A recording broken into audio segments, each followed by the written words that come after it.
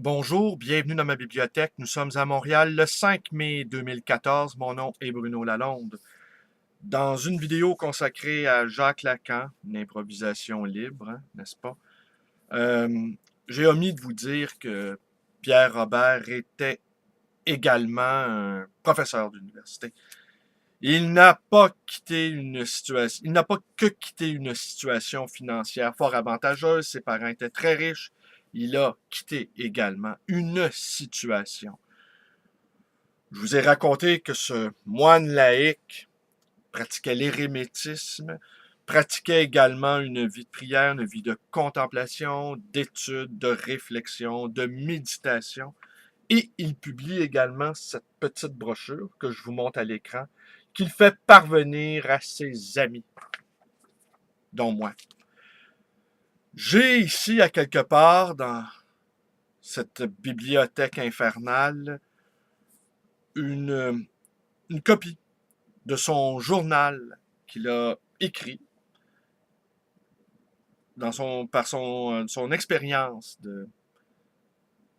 de moine dans le quartier Centre-Sud, quartier dans lequel j'habite toujours. Je vous fais cette petite introduction car il y a 3 jours, j'ai reçu ceci par la poste. Voilà, voilà, voilà.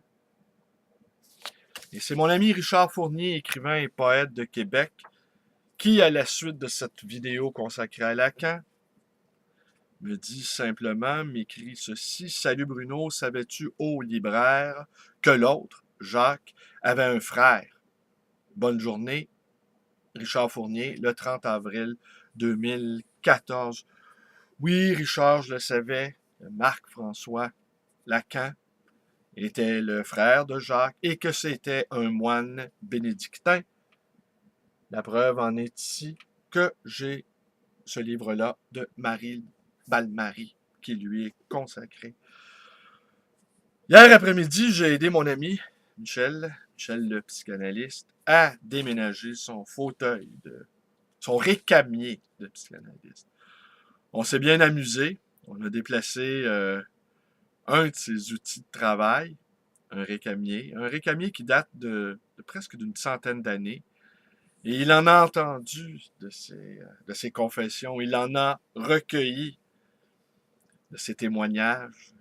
Ce récamier-là a fait une véritable plongée dans l'inconscient, comme une sorte de sous-marin sillonnant les récifs, les récits. Alors je vous lis, je vous lis quelques passages que m'a gentiment envoyé Richard Fournier en photocopie. De l'introduction. Le moine et la psychanalyste. Avant-propos. 2 rencontres sont à l'origine de ce livre. D'abord celle du psychanalyste Jacques Lacan, dans son enseignement et aussi 2 fois son cabinet, lorsqu'il apprit, par d'autres, que ma thèse avait été refusée en Sorbonne par un de ses anciens dauphins, il me demanda de venir le voir. Étonné et très honoré de cette invitation, je lui ai exposé mes hypothèses. Il m'écouta, me demanda de lui laisser quelque chose d'écrit à propos de ma recherche, puis de revenir la semaine suivante, ce que je fis. Alors il m'encouragea, comme il savait le faire, et m'incita à m'inscrire au département universitaire tenu par ses élèves. Au moment où j'allais le quitter, il me demanda de laisser quelque chose à sa secrétaire. Je ne compris tout d'abord pas de quoi il parlait. Puis, lorsque je saisis qu'il s'agissait d'argent, je refusai. Ce rendez-vous qu'il m'avait fixé lui-même n'était assurément pas une séance d'analyse. Il accepta mon refus avec une humilité inattendue. À l'université où je me rendis, l'allégeance inconditionnelle à l'enseignement de Lacan, exigée par les disciples, me parut un nouvel obstacle, fort semblable à celui auquel je m'étais déjà heurté auprès de l'érudit freudien de la Sorbonne. Il me parut alors clair que l'université, pas plus que les sociétés de psychanalyse existante n'était un lieu où poursuivre le genre de recherche risquée dans laquelle j'étais engagé, qui, à travers une relecture de la vie et l'œuvre de Freud, remontait vers des questions fondamentales. Les offenses faites au sujet, les lois de relation, la genèse de la parole. J'étais ainsi conduite vers les sources de notre civilisation et particulièrement vers la grande figure de Moïse à laquelle Freud s'était tant affronté. Que faire à présent? Peut-être étais-je dans l'erreur, du moins j'étais libre désormais de tout devoir universitaire, de toute allégeance de pensée.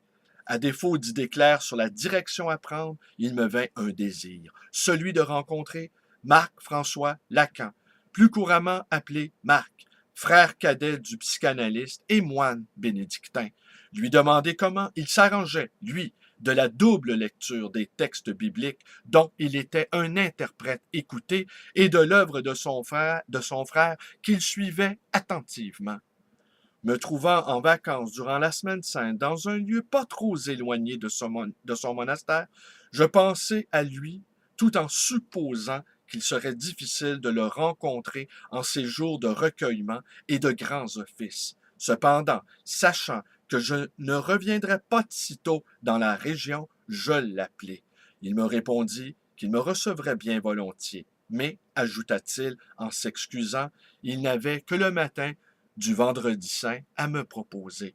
J'arrivai à l'heure dite, après avoir traversé des zones montagneuses où je m'étais un peu perdu dans le brouillard. Il m'accueillit à la porterie. Au vu de ma mine frigorifiée, m'amenant dans une salle où flambait un feu, il me dit tout de suite « Voulez-vous du café ?» J'étais étonné d'une telle proposition un tel jour. L'hospitalité monastique prévalait donc sur la règle du jeûne. Il disparut un court instant et revint avec un plateau, une cafetière et 2 tasses qu'il remplit toutes deux et dont il me tendit l'une. J'étais plus étonné encore que le café ne fût pas supprimé pour un moine un matin de vendredi saint.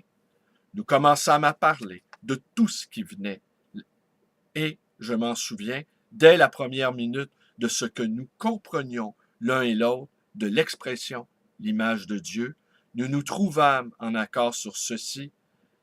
L'image de Dieu dans la Genèse, c'est l'homme et la femme en relation, non pas l'homme. Et nous voilà embarqués sur le sujet de la relation et de tout ce qui repose sur elle, humanité des humains et psychanalyse comprise.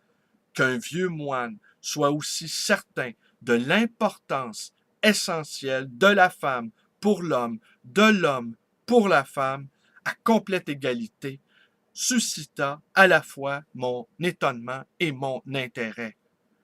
Liberté et joie caractérisaient cet homme lumineux. Je me dis en moi-même que le plus heureux des frères Lacan était sans doute ici.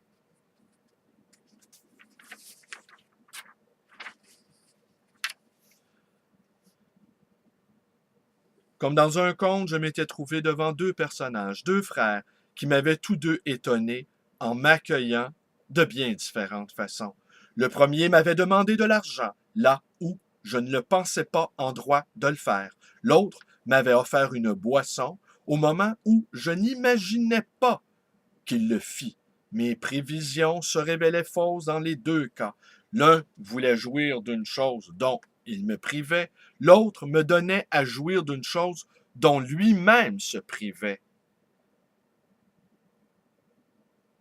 Le religieux, lui, m'avait accueilli comme un chercheur accueille un autre chercheur, pour qu'ils se disent simplement l'un à l'autre leur tâtonnement, leur découverte. Il m'avait ouvert la porte comme un voyageur installé, pour un temps, accueille un autre voyageur, prenant soin de son bien-être, sans lui imposer la discipline de son chemin, ni les visions de son propre voyage. Il est impossible de reconstituer nos conversations, même un enregistrement, s'il avait pu être effectué sans nous avoir dérangés, ne rendrait pas compte de ce mode de présence mutuelle. De tels instants demeurent hors de portée d'un récit. Seul un retour vers eux, comme il s'en produit en rêve, peut, me semble-t-il, en permettre l'accès. La véritable faculté de souvenir est ici l'imagination, non la mémoire.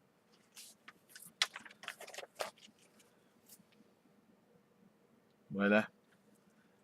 Je vous confesse ici ne pas avoir lu l'ouvrage de Marie Balmary, mais dès que j'ai terminé quelques-unes de mes lectures en cours qui sont... Elles s'empilent, ces lectures-là, c'est... Il y a trop de bons livres. Trop de livres m'appellent. Eh bien, je vais lire celui-là. Je vous remercie d'être avec moi. Portez-vous bien. Bonne journée à tous.